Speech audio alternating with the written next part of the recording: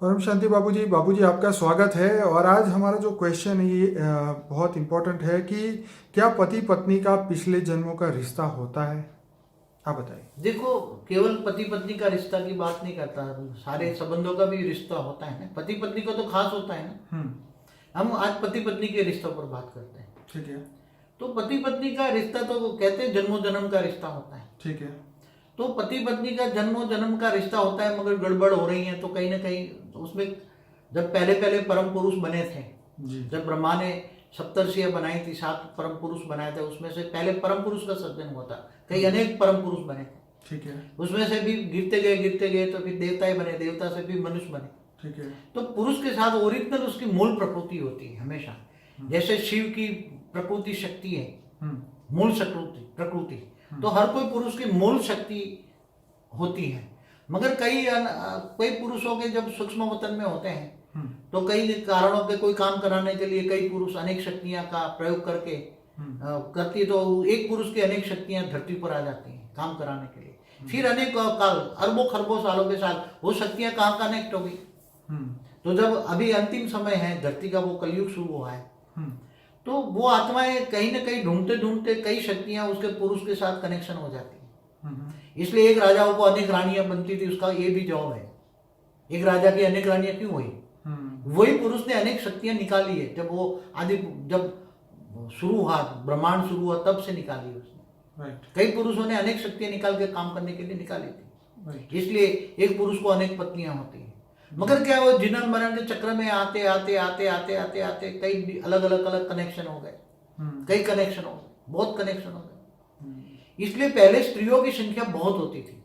इसलिए पहले हिंदू धर्म में तो लड़की पैदा होते ही वो दूध पीती कर देते थे उसको, और आजकल गर्भ में भी मार देते हैं लड़कियों को, क्योंकि लड़कियों की संख्या पहले बहुत थी। इसका कारण यह है कि पुरुष ने अनेक शक्तियां पैदा की, तो वो अनेक शक्तियां जो स्त्रियां बन गई, वो अंत में तो धरती पर आएगी ना।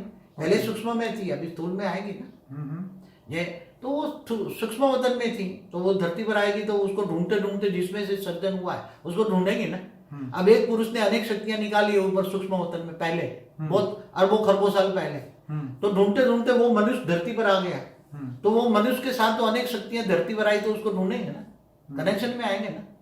तो अनेक जन्मों साकार मनुष्य लोक में, मनुष्य सृष्टि पे आए तो संबंध बिगड़े। कोई आज एक जन्म ये जुड़ी, दूसरे जन्म वो जुड़ी, कई कनेक्शन में आई। संकल्पों में भी एक दूसरे से आपस में संकल्प टकराते हैं, तो संकल्पों में भी प्यार हो जाता है। एक कारण क्योंकि मूल प्रकृति और अलग प्रकृतियां निकालने से ये सब गड़बड़ हुई है। इसलिए पुरुष प्रकृति में आज संबंध बिगड़ते जा रहे हैं। संबंधों का, पुरुष प्रकृति का मतलब पति पत्नी का संबंध आज खराब होने का कारण ये है क्योंकि उसकी मूल प्रकृति उसके साथ नहीं है। उसकी दूसरी तीसरी अलग अलग प्रकृति जो उसने पैदा की खरबों साल पहले, उसका भोग आज भोग रहा है, दुख इसको मिल रहा है। मेरी बात ये समझ में नहीं आएगी? नहीं समझ में, बहुत गहरी बातें हैं, ये बहुत गहरी बातें हैं सर। ये बात आने वाले समय में कुछ मतलब जब स्पिरिचुअल प्रोस्पेक्टिव से अगर सोचे तो ये बात धीरे धीरे समझ में आती है।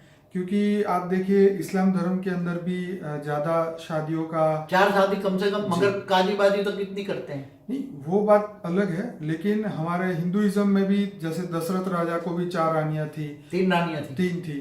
तो ऐसी तरह मतलब राजा जनक को 10,000 रानियां थी, राजा जनक को 10,000 रानियां थी। अब कई शास्त्रों में ये भी बताया है कि जो उस एरिया में था उसको जनक बताया जाता था। आई डोंट नो ये सच है कि नहीं। मगर राजा जनक 10,000 स्त्री होते हुए भी वो उसको राज ऋषि कहा जाता था, राजा होकर भी ऋषि था। तो इसका कारण, बहुत मूल कारण ये है कि आत्मा की प्योरिटी की शक्ति है, तपस्या की शक्ति है। आत्मा में तपस्या थी, पावर थी, इसलिए राजा को राज ऋषि कहा जाता था। पहले राजा ऋषि जैसे होते थे, तो क्योंकि ऋषियों को कई पत्नी होती थी ना। कई ऋषि मैंने सुनी अनेकों, कोई किसी को 13 पत्नियां, क्यों चंद्र देव माना जाता है ना। चंद्र को 27 पत्नियां नहीं थी, उसमें एक रोहिणी को भी प्यार करता था ना। और दक्ष प्रजापति की पुत्रियां थी ना 27। सही बात। तो दक्ष प्रजापति ने उसको श्राप दिया था ना, तो 27 पत्नियां थी ना। राइट। तो कहीं ना कहीं कर्म बंधन में तो आ जाती है ना। कहीं ना कहीं ओरिजिनल उसकी प्रकृति जो होगी वो सुख मिलेगा, बाकी दूसरों से दुख मिलेगा। इसलिए वो पुरुष की जो ओरिजिनल प्रकृति से ही सुख मिलेगा, बाकी कनेक्शन में आते गए। तो ऐसे कई राजा हुए जिनको 1000 रानियां, 2000 रानियां, 5000 रानियां, एक चाइना में मैंने देखा था, एक राजा था, उसको 10,000 रानियां थी चाइना में। आज से 2000 साल पहले की बात कर रहा हूँ। एक हिस्ट्री ऑफ चाइना देख रहा था इंग्लिश में, तब मैंने बहुत साल पहले देखा था। तो ऐसे कई राजा हुए जिनका हजारों, हिंदुओं में भी आते कोई बहुत राजा थे। राजा जनक से तो ज्यादा एग्जाम्पल किसका दूंगा आपको? जी राजा दशरथ को भी 3 रानियां थी। जी। तो अनेक रानियां का रिवाज कहाँ से आया? कई ऋषि पत्नियां, बहुत ऋषि पत्नियां होती थी। तो ये तो बापूजी खुद के जैसे एक ऋषि, क्या मैं भूल जाता हूँ, बहुत ऋषियों का पढ़ा हुआ है ना, बहुत लिटरेचर। जी जी। तो जैसे द्वितीय और अदिति 2 पत्नियां थी, उसके साथ और भी कई पत्नियां, उसको 13 पत्नियां थी। तो द्वितीय और अदिति की जो देवता पैदा हुए, रसूल पैदा हुए सब। हाँ वो स्टोरी है। हाँ नहीं है, रियलिटी में हुआ है। मगर वो ऋषि, राज ऋषि जैसे तपस्या करते थे। वो ऐसे मतलब नहीं उस आज- समय आत्मा की जो स्टेज जो थी वो हाई क्वालिटी उस माना जाता था। हाँ, आत्मा की स्टेज थी ना, आत्मा मतलब में वो- पावर थी, आत्मा में पावर। मतलब आत्मा जो थी वो तमोगुण में नहीं थी उस समय पे, सतोगुणी आत्मा हाँ। थी। तो उसके अंदर जो सत्य वाले गुण थे, तो इसलिए शायद उनको अच्छी ज्यादा रानी होते हुए भी उनको वो नहीं बताया। वहाँ वो देखभाल वाली बात नहीं होती, वहाँ इनके पास देखभाल जैसे कृष्ण वाली को भी इतनी सारी पटरानी क्यों? बताते कृष्ण हैं। को 16,108 रानियां थी, विष्णु पुराण पढ़ो ना। मगर कृष्ण ने तो 16,108 रूप निकाले थे, ये कोई नहीं जानता। हाँ ये नारद ने एक बार मैं पढ़ रहा था, क्योंकि कृष्ण मेरा बहुत अति प्रिय प्रसन्न का वो भगवान था, मैं कृष्ण को बहुत मानता था। कैरेक्टर बहुत ऊंचा था कृष्ण का। तो वो एक बार वो नारद चारों ओर सभी देखने लगे, सभी रानियों के महल में जाते थे, और वहां जहां जहां भी देखे, 1 सेकंड में इधर, 1 सेकंड में इधर सूक्ष्म रूप लेके वो तो धारण करते थे, देखते थे ना।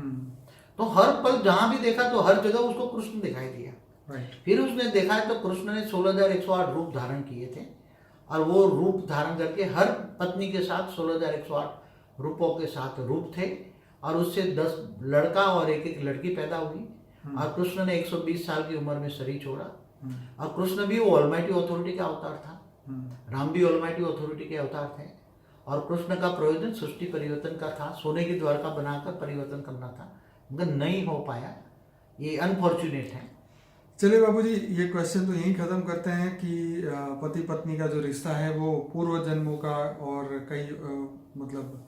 अच्छा बाबूजी, वो जो 7 जन्म वाली बात थी ये भी बता दे कि हाँ, हमारे हिंदू धर्म में जो है ना, जब शादी कराते हैं ना, तो 7 गठबंधन करते हैं ना वो जो, तो बोलते हैं कि तुम 7 जन्म तक जोड़ी बना सलामत रहे। ऐसा एक दूसरे को ब्राह्मण होता है वो आशीर्वाद देते हैं। और जो उसको जो पांव छूने जाते हैं, जो शादी जो हुई वर वधू दोनों, तो पहले आशीर्वाद देते, 7 जन्म तक साथ रहो, 7 जन्म के साथी बनो, 7 जन्म के साथी रहो, ऐसा वो आशीर्वाद देते थे पहले। मगर अभी तो वो 7 जन्म वाली बात रही नहीं, तो घोर कर्म बंधन आ गया है। कहीं ना कहीं अगले जन्मों में जो कर्म बंधन आए तो दूसरे जन्मों में कर्म बंधन आते ही हैं। इसलिए विकर्म विनाश करके आत्मस्वरूप बनो, आत्मस्वरूप बनकर परमात्मा को याद करो, ऑलमाइटी अथॉरिटी से कनेक्शन जोड़ो, पावर हाउस से कनेक्शन जोड़ो। पावर हाउस से कनेक्शन जोड़ोगे तो आत्मा में पावर आएगी, आत्मा में पावर आएगी तो कर्मों के कारण शरीर चार्ज हो गया, सूक्ष्म शरीर, स्थूल शरीर, सब विकर्म विनाश हो जाएगा, आत्मा हल्की हो जाएगी और कर्मातीत अवस्था हो जाएगी। कर्मातीत अवस्था हो जाएगी तो तुम एक दिन ऊंचते उच्च परम धाम में चले जाओगे। चलिए बाबूजी, आपने बहुत बढ़िया जवाब दिया इस प्रश्न का, बहुत बहुत धन्यवाद। परम शांति।